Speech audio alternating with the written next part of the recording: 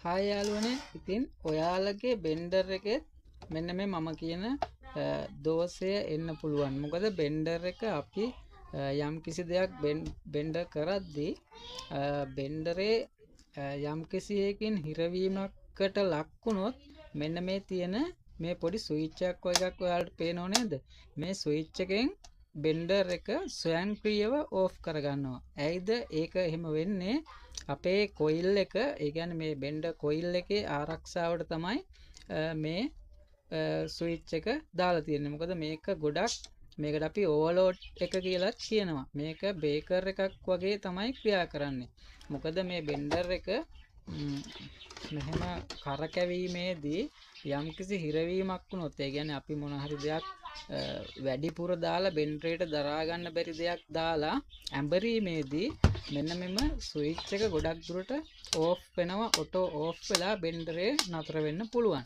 ඉතින් ගොඩක් දෙනෙක් දන්නේ නැතුව මේක බෙන්ඩරේ මොන හරි ඩැමේජ් එකක් කියලා හිතලා බොහෝ දුරට අලුත් වැඩියා සඳහා අලුත් වැඩියා කරන ස්ථානයකට පවා ගෙනහිල්ලා දෙනවා නොදන්න නිසා. ඉතින් අද ඔයාලට කියලා දුන්නේ පොඩ්ඩක් දැනගන්න මෙන්න මේ ස්විච් එක ඕෆ් වීමක් වෙලා තිබුණොත් ඔබේ බෙන්ඩරේ වැඩ කරන්නේ නැහැ.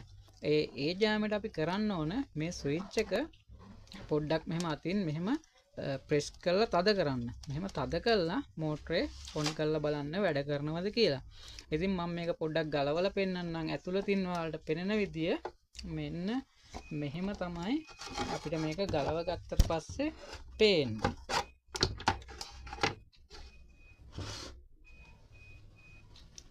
මෙන්න මේ විදියට තමයි මේ ස්විච් එක අපිට ගලව ගත්තට පස්සේ පේන්නේ. මොකද මේකෙන් තමයි මෙන්න මේකෙන් තමයි මේ ස්විච් එක හරහා තමයි කෙලින්ම ලයිව් ලයින් එක මේ ස්විච් එකට දීලා අනිත් ලයින් එක කියන්නේ අනිත් පින් එකෙන් මෙන්න මේ අපි බෙන්ඩරේ අඩු වැඩි කරන 1 2 3 සඳහන් ස්විච් එකට සම්බන්ධ කිරීමක් කරලා තමයි තියෙන්නේ.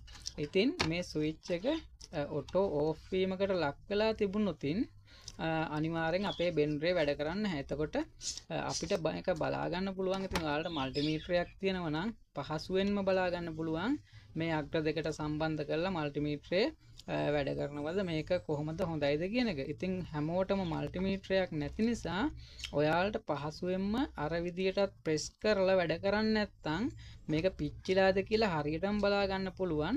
මෙන්න මේ දෙක පොඩි කම්බි කෑල්ලක් අරගෙන එකට සම්බන්ධ කරන්න. මේ අග්‍රය සහ මේ අග්‍රය කියන්නේ එක කම්බි පොඩි කෙන්දක් තමයි ඒකට ගන්න ඕනේ. අපි කියනවා නම් ඔයාලට පෙන්වන්නම් මම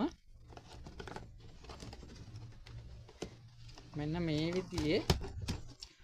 විදිහේ කම්බියක් අරගෙන සුද්ධ කළා මේකෙන් කම්බි පොටවල් දෙකක් විතර තමයි අපි ගන්නෙ. කම්බි පොටවල් දෙකක් විතර අරගෙන මේ අග්‍ර දෙකට සම්බන්ධ කරලා ඊට පස්සේ මේ වයර් දෙක මෙහෙම ගහන්න පුළුවන්. ඊට පස්සේ අපිට පහසුවෙන්ම මේ ස්විච් එක වැඩ කරනවද නැද්ද කියන එක හොයාගන්න ඉතාමත් ඉක්මනින් පුළුවන්. මොකද අපි මේ ස්විච් එක එතකොට සම්බන්ධ වීමක් වෙන්නේ නැහැ. මේ හරහා කරන්ට් එක මෙතනින් මේ පැත්තට පැමිණීම වෙනවා. ඒ නැතත් අපිට මේ දෙක එකට සම්බන්ධ කරලා බලන්නත් පුළුවන්. ප්‍රධාන වයර් දෙක එකට සම්බන්ධ කරලා බලන්නත් පුළුවන්.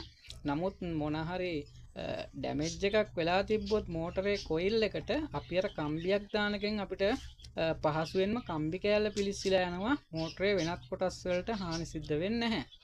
ඉතින් අන්න ඒක තමයි අද ඔයාලට කියන්න ඕනේ. ගොඩක් දෙනෙක් දන්නේ නැහැ මෙහෙම ස්විච් එකක් බෙන්ඩර් එකේ තියෙනවා කියලා. ඉතින් ඔයාලගේ බෙන්ඩර් එකක් නතර වුණොතින් මෙන්න මේ ස්විච් එක පොඩ්ඩක් පල්ලෙහාට ප්‍රෙස් කරලා බලන්න මෝටරේ වැඩ කරනවද කියලා.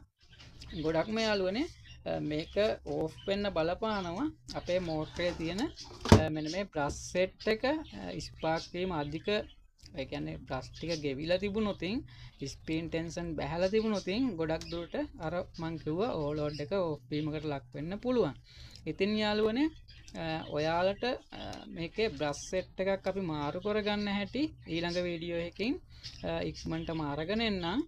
මොකද මේ වීඩියෝ එකෙන් බ්‍රෂ් මාරු කරන හැටිත් කියන්න ගියොත් ගොඩක් දිග වීඩියෝ එකක් වෙන්න නිසා ඉතින් ඔයාලා මෙවැනි වීඩියෝ බලන්න කැමති නම් තාක්ෂණික දැනුම අපේ ගෘහ විදුලි උපකරණ ගෙදරදීම අලුත් වැඩියා කරගන්න ඔයාලටත් පුළුවන් අපේ වීඩියෝ හැම එකක්ම වගේ අපි ඉදිරිපත් කරනවා. ඉතින් ඔයාලා අපේ channel එක subscribe කරලා අපිත් එක්ක දිගටම එකතු වෙලා ඉන්න කියලා ඉල්ලීමත් කරමින් අද වීඩියෝ එකෙන් ගිහිල්ලා තවත් දවසක හමු වෙමු මේ බෙන්ඩරේ බ්‍රෂ් සෙට් එක මාරු කරන හැටි දැනගන්න. එහෙනම් යාළුවනේ සියලුම දෙනාට සුබ දවසක්.